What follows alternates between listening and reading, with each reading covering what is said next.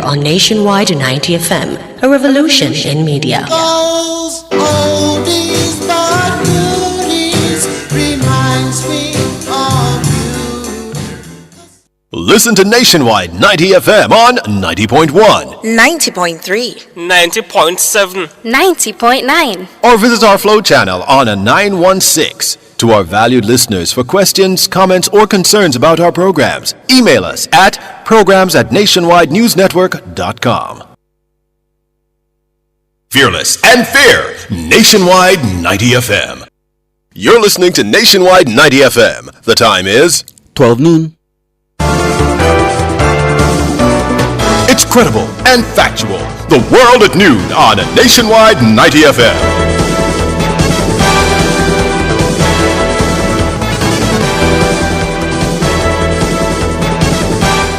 Good afternoon, I'm Andrew Cannon. Coming up in the world at noon for this Saturday, October 12, 2024, National Road Safety Council raises the alarm over the number of young persons who have died so far on the nation's roads. The Advocates Network says Mayor of Mandeville, Donovan Mitchell, should be sanctioned for his utterances regarding unexplained wealth. The Linstead outstation of the St. Catherine Parish Court now inaccessible for court hearings following extensive damage caused by the passage of Hurricane Beryl. In news from the region, medical cannabis industry in Barbados faces major obstacles, including banking block. On the international scene, Harris releases medical records seeking to draw contrast with Trump. While in sports, Djokovic overcomes issues to set up Jannik Sinner final. The details after this.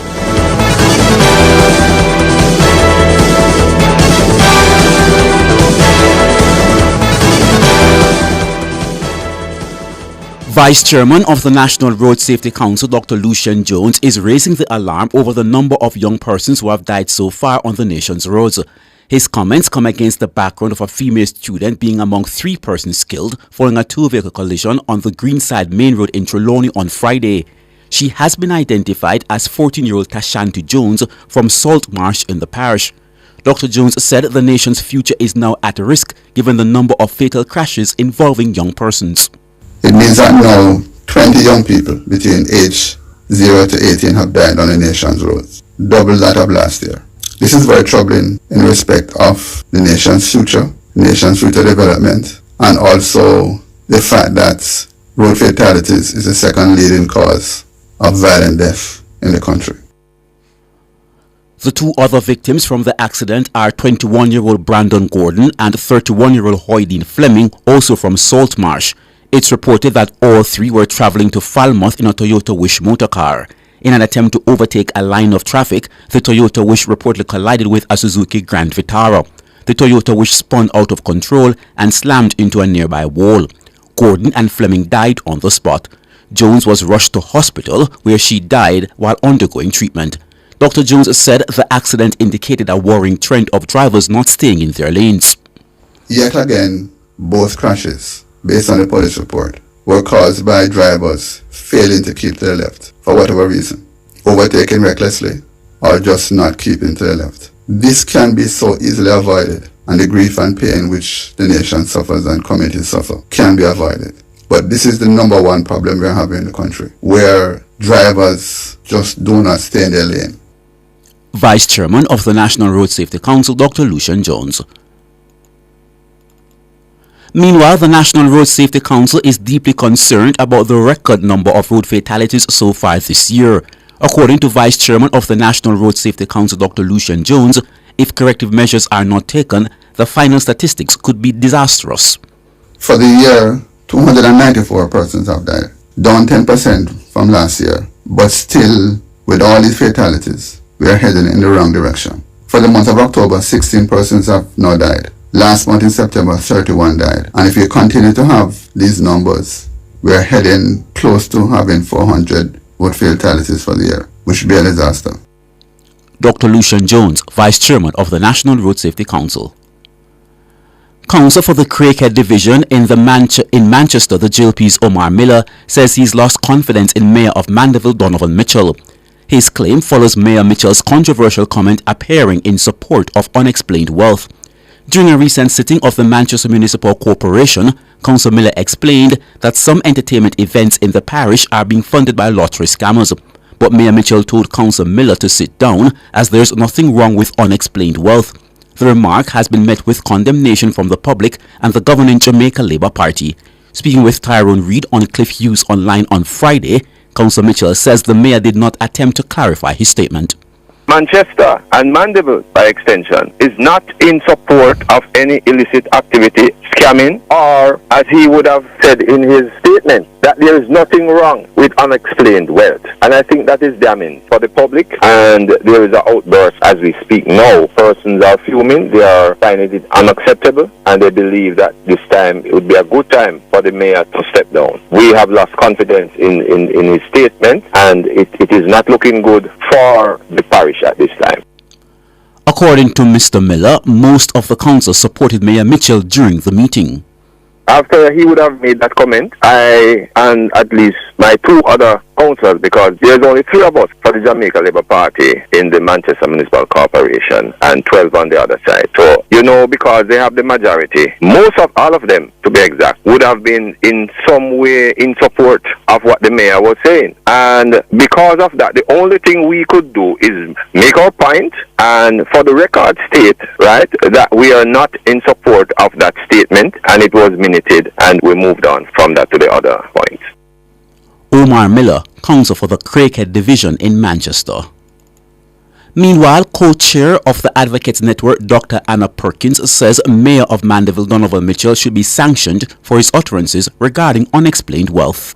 I'm concerned that a mayor, someone who has been elected to serve the Jamaican people, is not seized of the gravity of our situation in this country having to do with crime and corruption, and that he seems to be giving very public support to what is obviously corruption and illegality, recognizing that when we think about unexplained wealth, we're not talking about wealth that is coming through inheritance or wealth that's coming through your hard work, but what is implied in unexplained wealth is that it would have been obtained by some form of criminality or corruption. So it's absolutely concerning, and I believe that, and I speak on my own personal behalf here, that the mayor ought to be sanctioned. Dr. Perkins was speaking on Nationwide at 5. She was reacting to Mayor Mitchell's comment during Thursday's meeting of the Manchester Municipal Corporation, suggesting there is no issue with unexplained wealth. Nationwide News had reached out to Mayor Mitchell for an explanation about his comment, but has so far been unsuccessful. The parish of Manchester has been plagued recently by increasing crime linked to lottery scamming. Dr. Perkins says the country's laws must also be strengthened in order to address concerns surrounding unexplained wealth. The mayor fits into a kind of profile of too many of our political leaders, from top to bottom, however we might want to define it, who see ill-gotten gains as just a part of the spoils that comes with having political office. And I think that's what we have to push back against very, very strongly. And so part of the concern that we're bringing is recognizing that we're functioning with political operatives of this kind who don't see any issue with ill-gotten gains, that we have to make sure that there are laws in place, that there are practices and procedures in place that can help us to push back significantly against corruption. Dr. Anna Perkins, co-chair of the Advocates Network. The Court Administration of Jamaica, CAD, says the listed outstation of the St. Catherine Parish Court has been rendered inaccessible for court hearings following the extensive damage caused by the passage of Hurricane Beryl in July. In a statement on Friday, the CAD says as a result, regular court operations have been disrupted. The CAD says starting on Monday, October 14, court proceedings will be held at the Holy Trinity Anglican Church. Proceedings will be held on Mondays to Thursdays, 8:30 a.m. to 4:30 p.m. The temporary relocation is for an initial 3 months. The CAD adds that the temporary relocation is essential to ensure that justice services continue to be accessible to residents while repairs are being made to the Linstead outstation. For further information or inquiries, members of the public are being encouraged to contact the St. Catherine Parish Court Office or the Court Administration Division at 876-586-9783. And now to news in the region. The fledgling medicinal cannabis industry in Barbados is unable to access domestic and international banking services, according to Acting Chief Executive Officer of the Barbados Medicinal Cannabis Licensing Authority, Shanika Roberts-Odle. Speaking at the inaugural Beige Cannabis Medical Conference and Expo at the Lloyd Erskine Sanford Center, Roberts-Odle highlighted how banking difficulties have stymied the progress of the industry, with many businesses unable to open accounts or transfer funds due to traditional banks' refusal to engage with cannabis growers. The association has made efforts to address the issue by signing a Memorandum of Understanding (MOU) with digital banking platform M-Money, but Roberts-Odle admitted that much work remains. Kamala Harris possesses the physical and mental resiliency necessary to serve as president, her doctor says in a letter. The Democratic presidential nominee hopes the letter will put pressure on her rival, Donald Trump, to release his own records. The Trump campaign says in a statement that his doctors have concluded he is in perfect and excellent health to be commander-in-chief. At a Friday rally, Trump repeated claims about alleged criminal Venezuelan migrants in Colorado. The Republican candidate said gangs had overtaken parts of the city of Aurora, with Mayor Mike Hoffman, a fellow Republican. He described what Donald Trump said as grossly exaggerated. National polls suggest Harris remains slightly ahead of Trump, but the numbers in battleground states are extremely close. And now to sports. World number 4 Novak Djokovic will face Jannik Sinner in the final of the Shanghai Masters on Sunday as he bids to win his 100th ATP title. The Serb overcame issues with his hip to beat USA's Taylor Fritz 6-4, 7-6, 8-6 in China to set up a final with Italian Sinner, who secured the year-end world number 1 ranking by beating Thomas McHake 6-4, 7-5 in the other semi-final. Djokovic, 37, breezed through the first set, displaying some of the best tennis of the season. But the 24-time Grand Slam champion's dominance slowed in the second set as he struggled with a hip problem. Fritz saved 3 break points in the 5th game of the second set, giving him a 3-2 lead. Djokovic, who had to withdraw from this year's French Open with a knee injury, was growing increasingly irate with a hip issue and called a medical timeout with Fritz 6-5 up.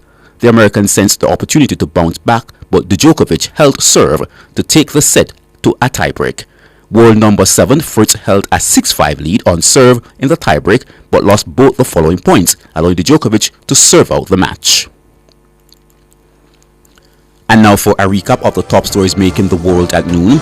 The National Road Safety Council raises the alarm over the number of young persons who have died so far on the nation's roads. The Advocates Network says Mayor of Mandeville Donovan Mitchell should be sanctioned for his utterances regarding unexplained wealth.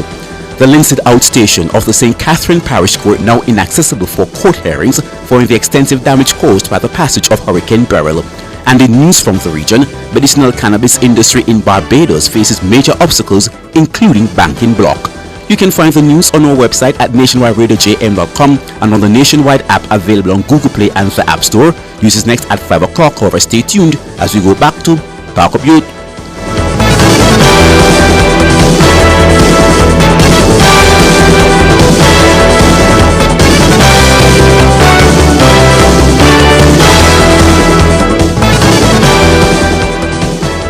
Escape to the tranquility of Spur Tree HomeAway Villas, a placid getaway featuring 3 unique accommodations. The spacious main house offers 6 aesthetically pleasing designed bedrooms, 3.5 baths, smart lock access, and modern amenities like smart TVs. Enjoy the cozy 2-bedroom suite with private baths, or retreat to the intimate 1-bedroom suite. Relax by the pool or explore Spur Tree HomeAway Villas.